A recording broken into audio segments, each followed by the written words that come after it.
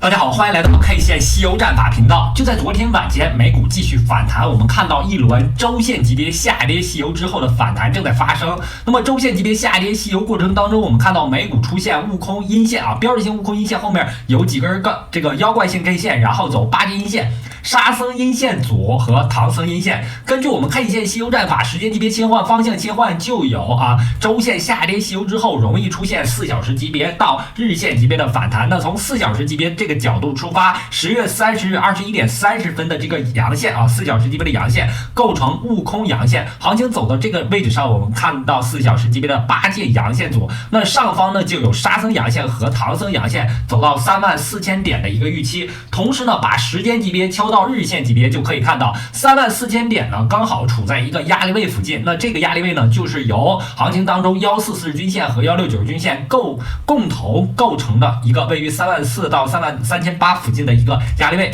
也是我们这轮行情4小时级别到日线级别反弹的一个目标位。同时我们看到昨天比特币出现了同步美股的一个节奏那就这一点来说是很少有的，在这段行情当中很少有的现象。一直以来呢，我们看到美股在日线级别发生下跌，甚至在周线级别下跌的过程当中，比特币和黄金出现了大幅反弹上涨的一个现象。那这种现象的原因呢，是巴以战争局部战争导致了这个行情出现资金流向黄金、流向比特币的现象。那么在昨天行情当中，我们看到了美股的反弹节奏同比特币的上涨出现了同步现象，并且呢，在这轮行情当中，我们看到在比特币出现一轮日线级别上涨西游，突破了28000美金压力位之后，它形成了日线级别上涨西游。日线级别上涨西游，根据传统的 K 线西游战法理论，日线完成之后完成上涨之后，容易走出4小时级别的调整那调整过程当中，我们看到了4小时级别10月24日20点的这个悟空阴线，正常围绕这根悟空阴线有4小时级别下跌西游，但是行情走到这个位置上，我们看到一个收敛三角形接近焦点的这个位置上，比特币伴随美股出现了一个事实上的突破。那这里突破之后，我们在日线级别上就可以在当前时间点看到一个位于昨天11月1日的一个新的日线级别悟空阳线。那么上方如果不跌破悟空阳线开盘价34000点附近的情况下，上方是有一轮新的日线级别上涨西游的一个预期。同时呢，本轮行情我一直在提一个周线级别上涨的概念。那周线级别上涨过程当中，我们看到早在6月19日这周注意看时间级别已经调整到周线级别了周线级别在6月19日这一周就走出了一个标志性的阳线，但6月19日至10月份始终处在标志性阳线、悟空阳线的势力范围的一个调整过程。那这些长达4个月的调整过程，我们称作什么呢？干扰 K 线组、妖怪 K 线组。那么10月份之后的行情，我们就提出了一个比特币月的概念。那比特币月在历史行情当中有86%的上涨机会，所以呢，它走出一个完整的三角形结构之后，我们看这个圈的这个位置上就是一个收敛三角形的近焦点的这个区域上，我们当时提出一个概念，就是在近焦点的这个位置上容易发生变盘。基于行情处在比特币月，那么在10月16日这一天发动了突破。那这里的突破呢，是由 SEC 通过了比特币的 ETF， 但最终是一个假的消息，但是这个假的消息也让资金涌入之后，事实上发动了突破。虽然当天我提出了假消息，但事实上突破它是有很大可能发动一个真的突破的行情走到这里边，往往是在变盘的区域上真真假假虚虚实实但是我们早就提出了比特币月有86%的上涨机会它是一个大行情容易到的金九银十的一个月份。所以呢，比特币在10月16日走出日线级别悟空阳线之后一路长红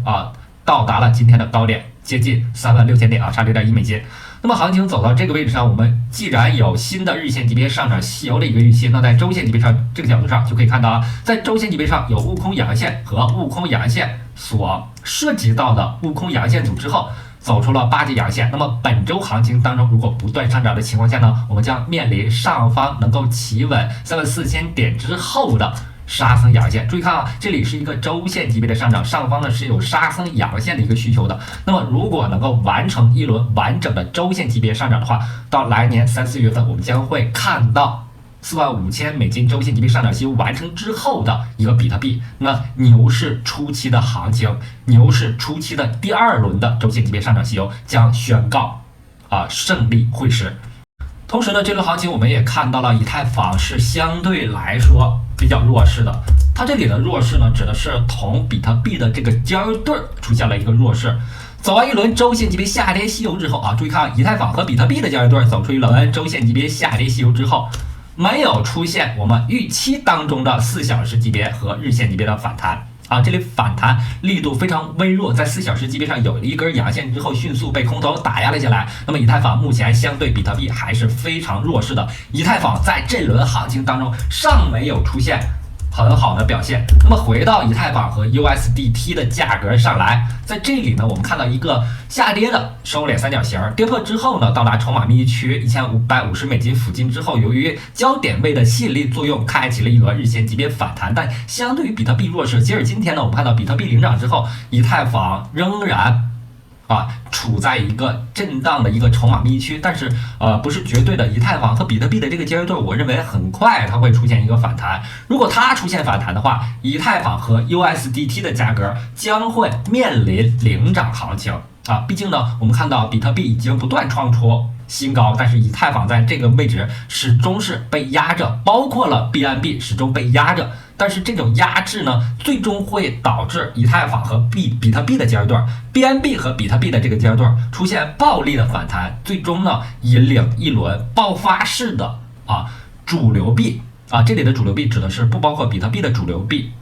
和次主流包括我们今天看到很多次主流，包括 Sushi、Uni 都出现了一个快速上涨这就是被长期压制下的后果就像巴勒斯坦人民在10月7号攻击了以色列，那被长期压制了几十年的后果必然爆发，必然给你扔5000个火箭弹，对吧？那以太坊和比特币面临的情况也是如此